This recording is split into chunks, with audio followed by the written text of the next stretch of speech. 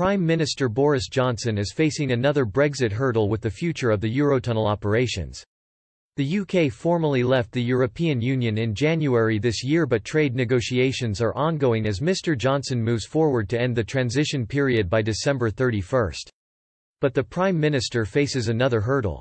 The European Union is understood to want the UK to stop opposing a role for the European Court of Justice (ECJ) in British affairs to make sure trains keep running between France and Britain.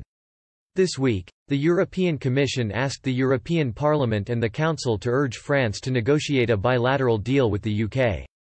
They want to give the ECJ powers to resolve future disputes between the two countries, as Union law would no longer be applicable to the part of the Channel fixed link under the jurisdiction of the UK, after Brexit. A source said, it would mean train drivers would have to have two sets of qualifications to drive on the British and French side of the tunnel. It would affect how you operate the tunnel, with potential for divergence in the future on everything from signaling, voltage, the radio systems, the signaling system, ventilation, hydraulics. It would be like driving on the left and right-hand side of the road at the same time. A senior official involved in the ongoing negotiations said there cannot be any halfway house with the ECJ. Speaking to The Guardian, they claimed Michel Barnier, the EU's chief Brexit negotiator, and his team have accepted it as a non-starter.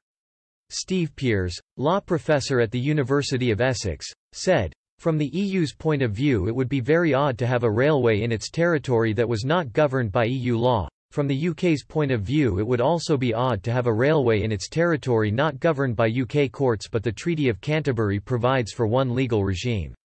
The Treaty of Canterbury was an agreement signed by Margaret Thatcher and François Mitterrand back in 1986 to facilitate the tunnel.